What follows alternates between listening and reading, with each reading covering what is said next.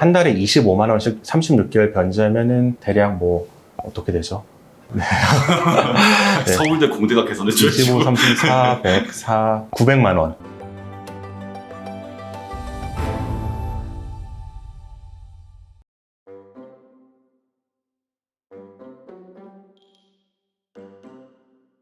개인회생 하면은 우리가 흔히 최저생계비는 보장을 받는다 이렇게 알고 있잖아요. 네.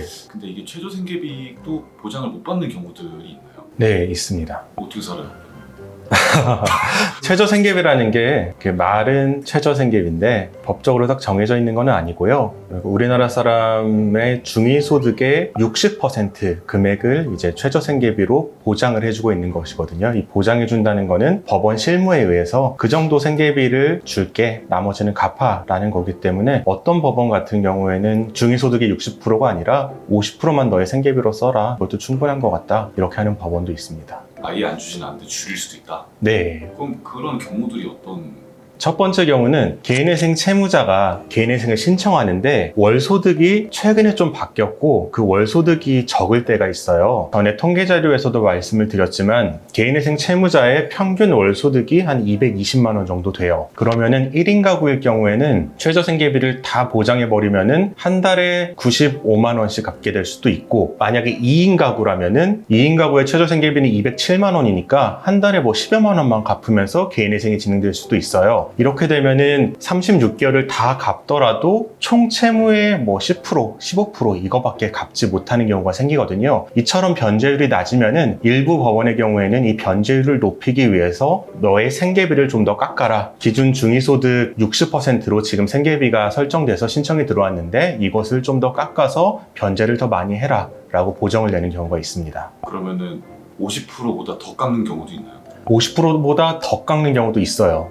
어디까지 깎나요? 물론 보정이 나오는 거는 그렇게 깎으라고 하지만 채무자가 그에 대해서 대응은 해야겠죠. 어쨌든 그런 거 보정으로 나오면은 변호사님이 좀 그 변호를 잘 해주셔야겠네요. 네, 예. 무조건 받아들일 수는 없고요. 어느 정도 선에서 타협을 하면서 대응을 해야 합니다. 두 번째 경우는 전국 법원 중에 유일하게 기본 보정으로 생계비를 깎으라는 보정이 나오는 법원이 있어요. 거기가 바로 의정부지방법원인데요. 그래서 의정부지방법원에 사건을 접수를 하면은 100% 변제, 뭐 80% 변제 이 정도로 높은 변제율이 아닌 이상 기본적으로 생계비를 50%로 낮춰라. 50%라는 거는 중위소득의 50%로 낮추라는 보정이 나옵니다. 그 의정부만 60%가 아니고 50%에 좀 맞추는 건가요? 네, 기본적으로. 왜 네. 그렇죠, 의정부만? 글쎄요. 의정부만 왜 그런지는 모르겠는데 뭐 이게 일단 적법하냐, 딴 데는 이런데 여기만 이런 게 적법하냐라는 의문이 있을 수도 있는데 법적으로 보면은 가용소득 전액 변제를 해라 라고만 돼 있어요. 그 가용소득을 개선하려면은 자신의 소득에서 생계비를 뺀 금액인데 상식적으로 볼 때 지역에 따라서 물가 차이도 있고 생계비 차이도 당연히 있잖아요. 그거를 조금 일괄적으로 하기 위한 기준으로 대부분의 법원 실무에서는 중위소득의 60%를 얘기하는데 의정부 같은 경우에는 뭐 지역 특성을 고려해서 그것이 50% 정도라고 보는 것 같아요. 의정부가 물가가 싼가? 딱히 그렇지도 또 않더라고요. 예. 이상하네요. 네. 그런데 이거를 저희 입장에서도 무작정 다툴 수는 없는 게 한 번은 이분이 정말 생계비가 필요해서 끝까지 다퉈서 60%를 지킨 경우도 있었거든요. 그런데 개시명령까지 1년이 걸렸어요. 그 1년 동안 채무자는 불안할 수밖에 없고 적립금은 쌓아두고 있지만 개시 결정이 안 나면은 그 가상계좌가 나오지 않기 때문에 불안하고 나는 지금 이만큼 모아놨는데 변제금이 올라갈 수 있잖아요. 그 불안함 때문에 대부분의 경우에는 한 53%, 54% 이 정도의 보정을 맞춰서 내는 그렇게 하고 있습니다. 세 번째는 뭐죠? 세 번째는 청산가치 보장을 하기 위해 필요한 경우예요. 청산가치가 내가 36개월 동안 갚는 변제액보다 많은 경우에는 최저생계비를 조금 깎으면서까지 청산가치를 보장을 해서 개인회생을 진행하는 경우입니다. 근데 그러면은 첫 번째 케이스랑 헷갈리는 것 같은데. 어떤 사람은 재산이 하나도 없어요. 재산이 하나도 없고 1인 가구인데 월소득이 150만 원이에요. 그럼 한 달에 25만 원씩 36개월 변제하면은 대략 뭐 어떻게 되죠? 네.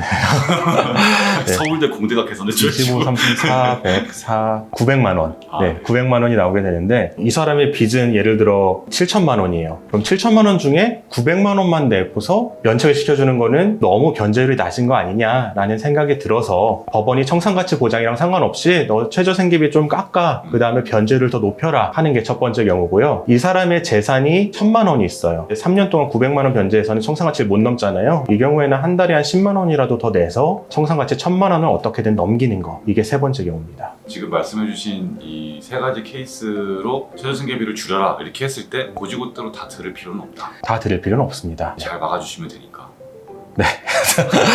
정리하자면은 첫 번째는 변제율이 낮은 경우에 법원에서 보정을 내려서 생계비를 줄이도록 요구하는 경우가 있고요. 두 번째는 변제율이 낮지 않더라도 의정부 지방법원 사건의 경우에는 일괄적인 보정으로 조금 생계비를 낮추라고 하는 경우가 있습니다. 마지막은 법원의 보정이 아니고 내 필요에 의해서 청산가치 보장을 위해서 생계비를 조금 줄여가면서 신청을 하는 경우가 있습니다. 이렇게 세 가지 경우가 있으니까요. 참고하셔서 회생에 도움이 되셨으면 좋겠습니다.